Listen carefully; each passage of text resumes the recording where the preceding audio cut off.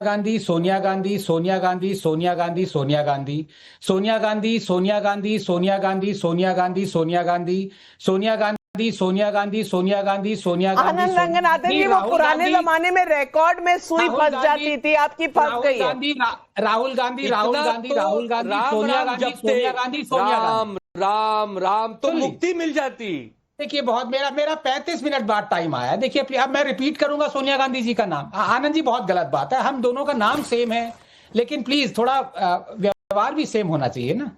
अब देखिए मैंने क्या किया, नाविका जी, मैंने कुछ नहीं किया। राम जय राम जय राम जय Ram. Ramesh, Anand ji please, thank you.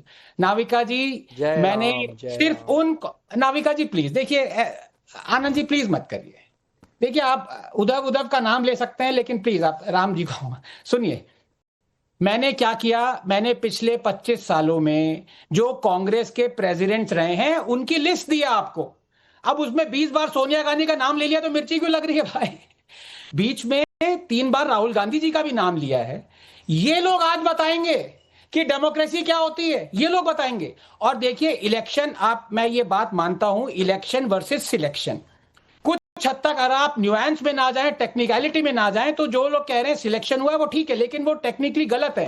क्योंकि आप बीजेपी पार्टी का अगर कॉन्स्टिट्यूशन देखें तो आर्टिकल 19 ऑफ दैट कॉन्स्टिट्यूशन के तहत कोई भी खड़ा हो सकता है इलेक्शन के लिए, कोई भी खड़ा हो सकता है। तो by law anybody can stand for election. लेकिन बीजेपी पार्टी ये कहती है कि हम कंसेंसस से चुनना चाहते हैं, वो उनका वो है। अगर लॉ गलत होता, अगर उनका कॉन्स्टिट्यूशन कहता कि नहीं आप खड़े नहीं हो सकते, हम सिलेक्ट करेंगे, तो ये जायज था कहना कि सिलेक्शन है, इलेक्शन नहीं है। लेकिन वो लॉ में है। कल को अगर चाहे सुधांशु जी खड़े हो सकते हैं इलेक्शन के लिए, लेकिन वो कंसेंसस से चूज करके आते हैं, वो अलग बात है। अब तीसरी बात, आज बहुत ही रेड लेटर डे है। जो मेरे वंडरफुल पैनलिस्ट मित्र हैं, वो एक रिमार्केबल स्पेक्ट्रम है नाविका जी, ये दोबारा लाइएगा यही पैनल। यहां पे ये जितने भी रिप्रेजेंटेटिव हैं पार्टीज के, वो 4th जनरेशन डायनेस्टी के हैं, 3rd जनरेशन के हैं, 2nd जनरेशन के हैं, 1st जनरेशन के हैं। 4th जनरेशन के कमरू जी, 4th जनरेशन डायनेस्टी के, 3rd जनरेशन के आनंद दुबे जी, और 2nd जनरेशन के हैं अजीज खान साहब, और 1 जनरेशन के हैं टीएमसी के। अब ये देखिए, जो एक दूसरे को लांछन लगा रहे हैं कि परिवार क्या होता है, परिवारवाद क्या होता है, ये एक तरह से निट पिकिंग है। यस, कांग्रेस 4th जनरेशन की है, लेकिन बाकी सारे भी परिवारवाद वाले हैं। 4th, 3rd, आनंद दुबे जी का देख लीजिए, बाल ठाकरे जी, उद्धव ठाकरे जी, आदित्य ठाकरे जी। आप कांग्रेस का देख लीजिए, नेहरू, इंदिरा, राजीव, और उसके बाद राहुल। आप तृणमूल का देख लीजिए, ममता दी और अभिषेक जी। और आप बीजेपी का देख लीजिए, वो तो उनके 45 एमपीज और 192 एमएलए जो हैं, वो 2nd जनरेशन डायनेस्ट है। तो हमारे देश में परिवारवाद ही चला रहा है पॉलिटिक्स को। 10 सेकेंड। हाँ जी आनंद दुबे जी, क्या हो गया? 10 सेकेंड। हाँ जी।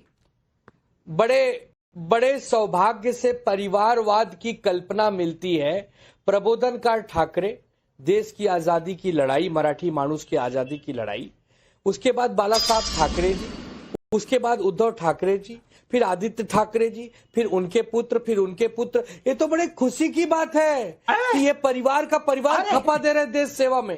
उसको आप अच्छा नहीं चाहिए, उसको आप अच्छा नहीं कहेंगे। आपके अरे कमाल करते हैं, हम तो सेना है, सेनापति के साथ चलेंगे। हम सेना है, सेनापति के साथ चलेंगे। हर आदमी सेनापति नहीं बन सकता। आप 3rd जनरेशन पे अटके हैं, नितिन नवीन जी 6th जनरेशन मिलेनियल आ गए हैं। आप अभी रीइन्वेंट करिए आनंद दुबे जी, समय है आपके पास, क्यों घबरा रहे हैं? लेकिन स्वयं पुरोहित जी, कम से कम यहाँ लोकतंत्र पे तो सवाल नहीं होने चाहिए। मैं देख रही हूँ कि यहाँ लोग पूछ रहे हैं ये लोकतांत्रिक नहीं है, ये सिलेक्शन है, इलेक्शन नहीं है। अरे भाई, आपकी पार्टियों में तो ये सब कुछ है ही नहीं, ये कॉन्सेप्ट ही नहीं है किसी पार्टी में। और यहाँ पर आप नुक्स निकाल रहे हैं कि ऐसे नहीं वैसे। मैं पूछना चाहती हूँ कि ये जो पार्टियां हैं, ये ऐसे सवाल पूछ कैसे लेती है? इतना कॉन्फिडेंस कहां से आता है? नाविका नहीं, देखिए सर, प्रथम तो नितिन नवीन जी जो नए अध्यक्ष बने हैं भारतीय जनता पार्टी के, तो उनको बनाने की जो भी उनकी पार्टी की जिम्मेदारी है, उनका इंटरनल मैटर है। ये भारतीय जनता पार्टी का इंटरनल मैटर है। वो विश्व की सबसे बड़ी मिस कॉल पार्टी है, ब्रह्मांड की, मैं विश्व की ब्रह्मांड की बोल सकता हूं कि भारतीय जनता पार्टी के लोग जो है वो लोग आज खुश है बॉस और एम्प्लॉयमेंट की प्रणाली से। जब देश का प्रधानमंत्री अपनी पार्टी के अध्यक्ष को बॉस करके संबोधित करता है, बॉस शब्द वो होता है जो हम लोग कॉर्पोरेट कल्चर में यूज करते हैं। एक तरफ तो हम हमारी संस्कृति और संस्कार की बात करते हैं, और दूसरी तरफ अब भारतीय जनता पार्टी के लोग हैं जो हमेशा संस्कृति और संस्कार की बात की है, उन्होंने देश के लिए बात की है। मगर सीखा पकड़कर निरीह सज्जनों को जब प्रयागराज में उठा के फेंक दिया जाता है, मैं चाहूंगा कि उनका सबसे पहला बयान उस विषय पर आना चाहिए कि जो प्रयागराज में हुआ उसके लिए धिक्कार है, निंदनीय है, और कड़ी से कड़ी जो कार्रवाई की जानी चाहिए दोषियों को ऊपर, उसके ऊपर उनका बयान आना चाहिए, क्योंकि अपने आप को हिंदुत्व की पार्टी भी कहते हैं। दूसरी तरफ बात करते हैं कि ये पश्चिम बंगाल के अंदर में आने वाले चुनाव जो है उनमें इनका क्या रोल रहेगा। तो देखिए, पश्चिम बंगाल की मैं बात कर सकता हूं कि जो भी व्यक्ति आएगा और बंगाल की अस्मिता के साथ खिलवाड़ करेगा, बंगालियत के साथ खिलवाड़ करेगा, यहां के मनीषियों के साथ खिलवाड़ करेगा, उनके बारे में अभद्र टिप्पणी करेगा,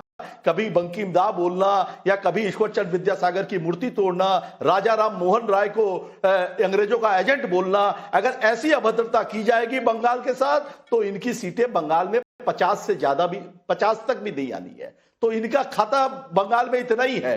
मगर मुद्दा तो इस बात का है ही नहीं पुरोहित जी, मुद्दा इस बात का है ही नहीं, मुद्दा इस बात का है कि डेमोक्रेसी किस पार्टी में कितनी है, इस पर अगर डिबेट है तो आप बताइए ना, आपकी पार्टी में कितनी डेमोक्रेसी है, बता तो दीजिए। नहीं, डेमोक्रेसी हमारी पार्टी में कहां नहीं है, आप मुझे बताइए नविका जी। हमारी पार्टी ने ममता बनर्जी कांग्रेस से हटकर उन्होंने तृणमूल कांग्रेस बनाई। तृणमूल कांग्रेस के अध्यक्ष कौन है आपको शायद नाम भी नहीं पता होगा। उनके अध्यक्ष है सुब्रतो बख्शी महोदय।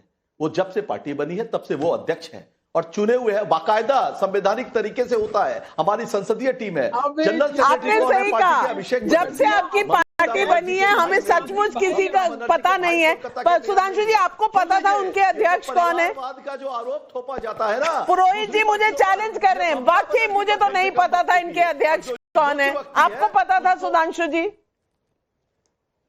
आपको नहीं पता था ना? तो ये आप देखिए, मैं यही कह रहा हूं, इस अद्भुत ज्ञान का आभास मुझे आपके चैनल पर ही बैठ के हुआ।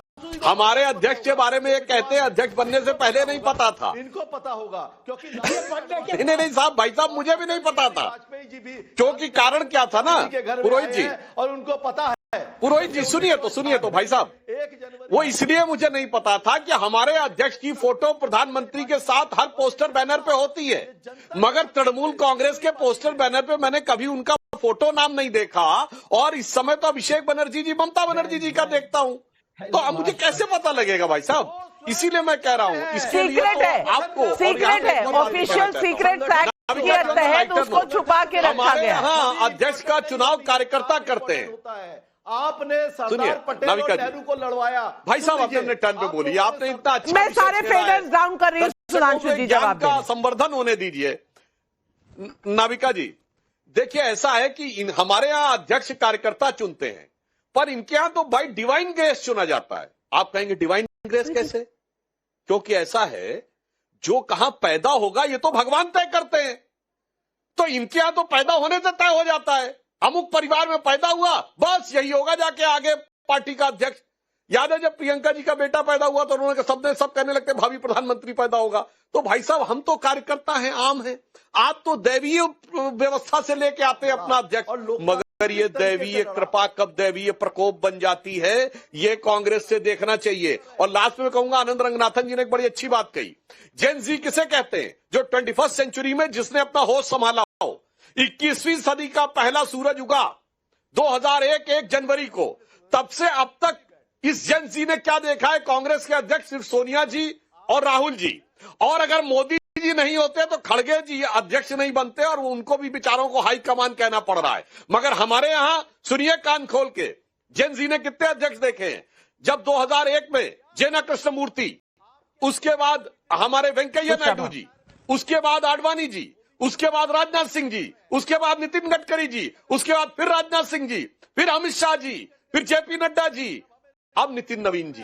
ये होती है पार्टी जो कार्यकर्ताओं से खड़ी होती है, और वो जेन जी ने ये देखा है, और अलग अलग राज्य से, अलग अलग क्षेत्र से, अलग अलग वर्ग से लोग उठ के आते हैं। और जनता से भी ये सवाल हमने पूछा, हमने